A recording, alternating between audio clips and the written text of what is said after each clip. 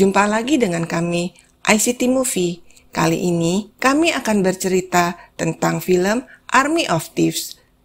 Kisah ini berawal dari pembuat brankas yang sangat terkenal bernama Hans Wagner. Dia tinggal di Munich, Jerman seorang diri karena istri dan anaknya telah meninggal secara tragis.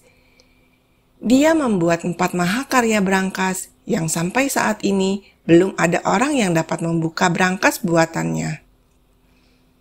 Yang pertama diberi nama Ring Cycle, yang kedua Rheingold atau Valkyrie, yang ketiga adalah Siegfried, dan yang terakhir Götterdämmerung atau disebut Twilight of God. Hans menganggap bahwa membuka kunci brankas adalah suatu teka-teki yang sangat menarik. Bila brankas itu dibuka secara paksa, semua yang ada di dalamnya akan terbakar. Akan tetapi, Hans mengakhiri hidupnya dengan cara masuk ke dalam brankas yang dia buat sendiri, dan tak seorang pun dapat membukanya. Akhirnya, brankas itu menjadi makam terakhirnya. Legend Hangadaiden was never opened. It served as his tomb and was dropped into the ocean with his body. Kehebatan Hans Wagner sangat dikagumi oleh Sebastian. Dia sangat terobsesi dengan mahakaryanya. Apakah obsesi Sebastian terwujud? Gak pakai lama, mari kita masuk ke dalam alur ceritanya. Sebastian seorang pegawai rendahan yang bekerja di sebuah bank kecil di kota Berlin, Jerman. Pengetahuan tentang Hans Wagner dia tuangkan ke dalam semua channel YouTube-nya, serta mengungkapkan bahwa dia sangat piawai dalam membobol brankas. Akan tetapi, cerita itu tidak ada penontonnya, apalagi untuk subscribe. Sangat kasihan, dia tidak dapat monetisasi dari YouTube. Sebastian melewati hari-harinya yang kesepian. Hidupnya hanya dilewati secara rutin dan monoton. Bahkan mendapat amarah dari nasabah di tempat kerjanya merupakan hal yang biasa baginya. Setelah melewati hari yang tidak menyenangkan, dia mendapat senyuman kebahagiaan saat dia pulang ke rumah. Karena channel YouTube-nya sudah ada 1 orang yang menonton. Bukan hanya menonton, tetapi sang penonton memberikan tantangan kepada Sebastian untuk membuktikan apakah kepandaian dalam membobol brankas sesuai dengan yang dia promosikan di YouTube. Dia mendapat undangan untuk datang ke rumah paling ujung di Jalan Leipziger jam 8 malam dengan menyebutkan kata sandi Götterdämmerung. Tepat jam 8 malam, dia sudah berada di tempat itu. Ternyata, tempat itu adalah tempat lomba untuk membuka brankas secara ilegal.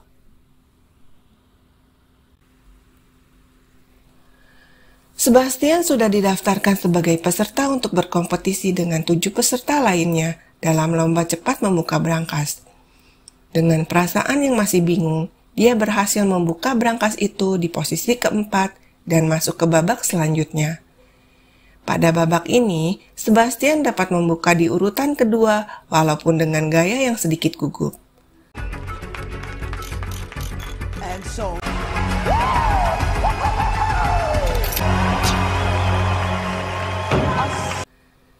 Saat di babak final, Sebastian dapat membuktikan dirinya bahwa dia adalah pembobol brankas yang sangat ulung.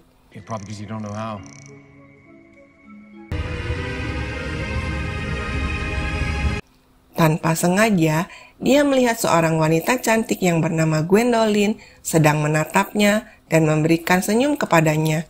Lalu, wanita itu hilang dari pandangannya. Sejak umur 6 tahun, Gwendolyn sudah terampil dalam mencopet.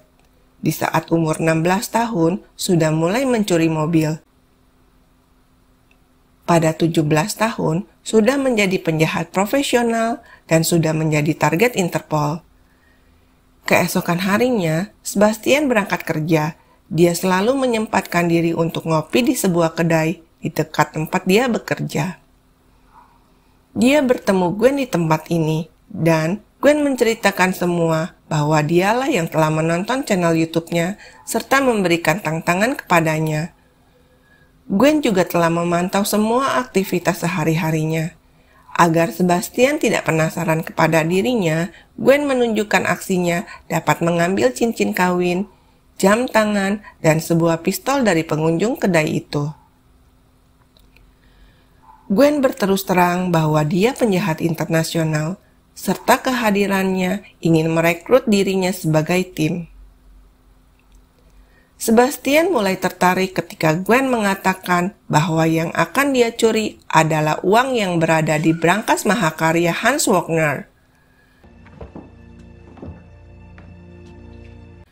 Hari-hari selanjutnya, Sebastian mulai galau atas tawaran itu. Saat di rumah, dia bermimpi bahwa virus zombie yang saat ini menyerang Amerika sudah sampai ke Jerman dan menyerang dirinya.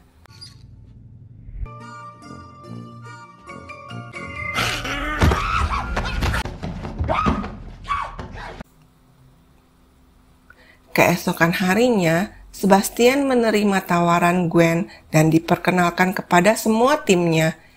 Yang pertama adalah Corina, seorang hacker yang ahli meretas semua sistem. Sejak umur 10 tahun, Corina sudah dapat meretas film yang belum dirilis di studio motion picture.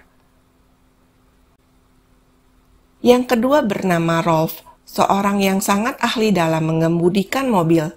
Dan yang ketiga bernama Brad Cage, seorang petarung yang sangat handal. Dari investigasi Corina, dia menginformasikan 3 lokasi brankas itu. Rheingold ada di Paris di sebuah bank kecil dengan 413 juta kombinasi. Valkyrie di sebuah bank dengan penjagaan yang maksimum di Praha, Ceknya dengan 235 miliar kombinasi. Yang ketiga Siegfried ada di Kasino St. Moritz di Swiss dengan 72 triliun kombinasi.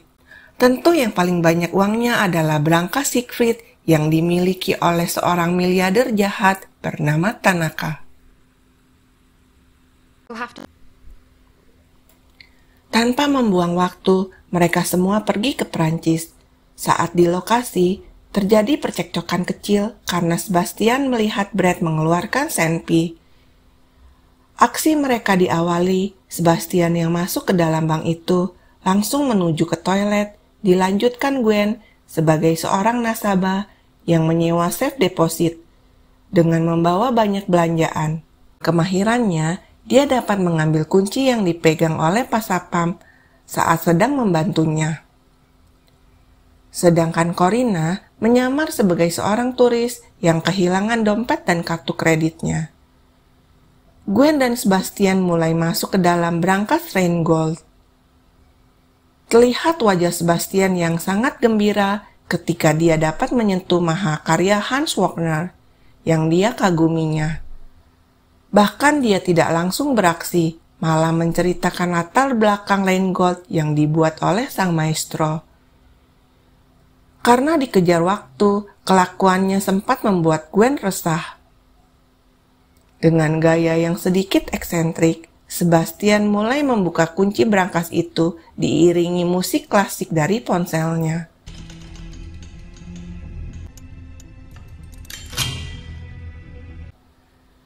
Tak membutuhkan waktu lama, Sebastian dapat membuka brankas itu. Aksi yang pertama mereka sukses besar.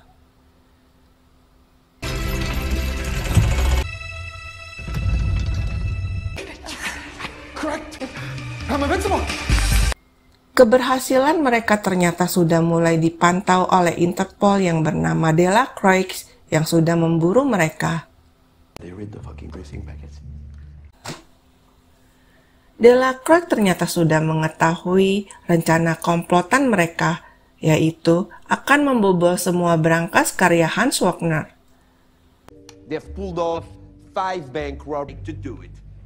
They don't think anyone is... Gwen dan tim berpesta untuk merayakan keberhasilan mereka. Sebastian mulai jatuh cinta kepada Gwen dan mengabaikan rayuan dari Corina, tetapi dia harus bersaing dengan Brad Cage yang juga mencintai Gwen. Saatnya dimulai misi yang kedua, yaitu brankas yang bernama Valkyrie. Ternyata Interpol juga sudah siap siaga untuk menyergap mereka semua. Yes, I said so. Literally a million. I've been reconning their systems for months. Di misi ini, Sebastian menyamar sebagai karyawan. Tentunya sistem sudah diretas oleh Corina sehingga dia dapat lolos. Setelah itu, Corina memandu untuk menuju sasaran. I know. Elevator!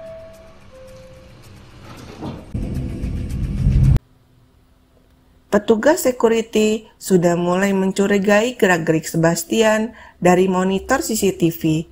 Sementara itu, tim Interpol sudah mulai siaga di luar gedung.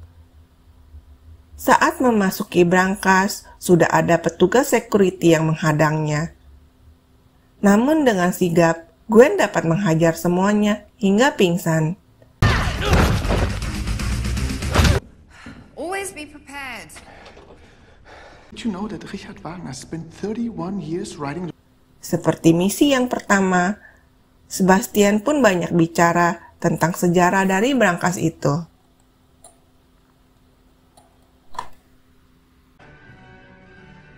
I believe the logs are to be...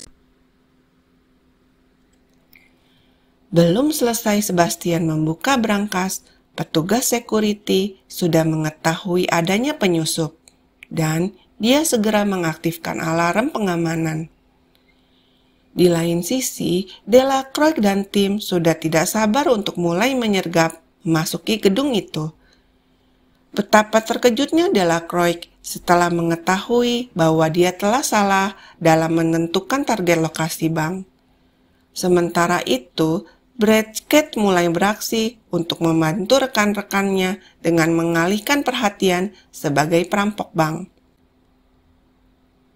Brad Cage menghabisi security bank tersebut dengan peluru bius.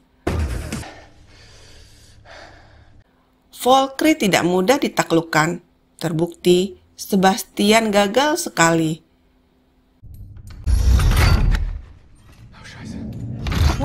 Dan jika dia gagal sekali lagi, brankas itu tidak akan dapat dibuka kembali. Kejadian ini membuat Gwen sangat cemas.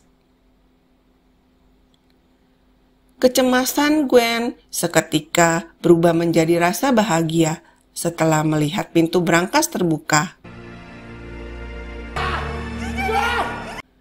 Sedangkan Brad Cage tertembak di lengannya saat dia akan kabur.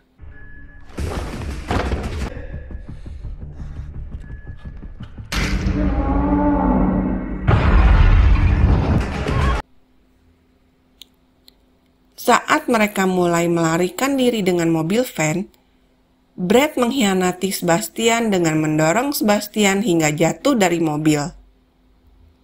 Sebastian harus berpacu dengan waktu untuk menyelamatkan dirinya.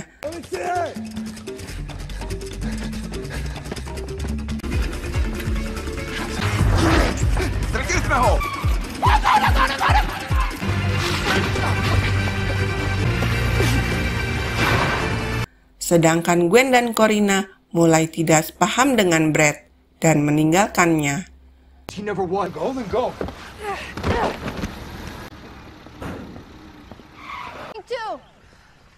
Why? Sesampainya di rumah, Sebastian sangat kaget ketika mengetahui Gwen dan Corina sudah ada di dalam rumahnya. Walaupun Sebastian sangat marah kepada mereka, akan tetapi dia dapat memaafkan karena masih ada satu brankas lagi yang harus Sebastian bobol. Hal itulah yang membuat Sebastian tetap mau membantunya. Delacroix tanpa sengaja menemukan channel YouTube Sebastian mirip dengan perampok yang tertangkap oleh CCTV.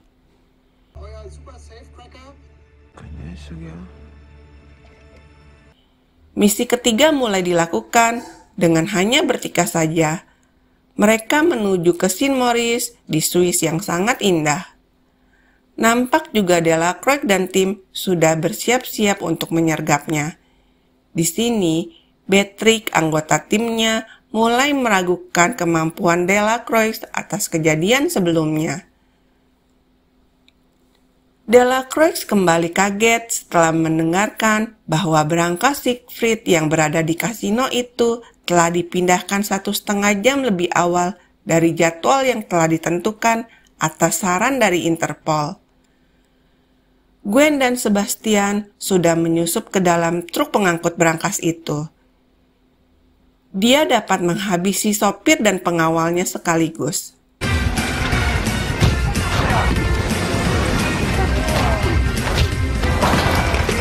Kali ini, tantangan Sebastian lebih sulit karena harus membobol berangkas di saat mobil masih melaju. Sorry, yes. Keep going. Ternyata, Brett dan Rolf juga berada di sana dan mengetahui bahwa Gwen telah membawa kabur berangkas itu. Corina akan menghentikan mereka berdua. Namun naas, dia malah tertangkap oleh Delacroix. So you're not Corina the boss, known associate of... But come on, woman to woman. Perjuangan Sebastian tidak sia-sia. Dia dapat membuka berangkas Siegfried. Akan tetapi, Brett dan Rolf sudah menghadangnya. Gwen terlalu tangguh untuk mereka berdua. Mereka berdua diborgol di truk, sehingga Delacroix dapat menemukan dan menghajarnya.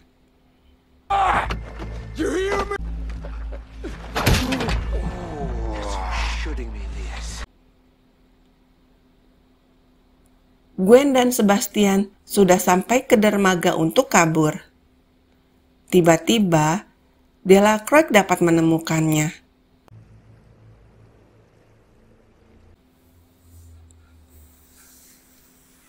Gwen menyerahkan diri untuk ditangkap, asalkan Sebastian dilepas.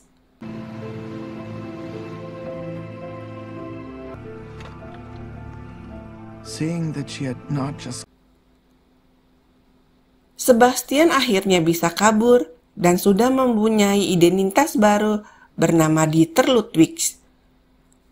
Suatu hari di California, ada 2 orang yang sedang mencari ahli kunci untuk membuka berangkas. Ketika disodorkan blueprint berangkas, ternyata Gutterdam Merung. Sebastian menyanggupinya. Dan film pun berakhir. Terima kasih sudah mendengarkan. Bye-bye.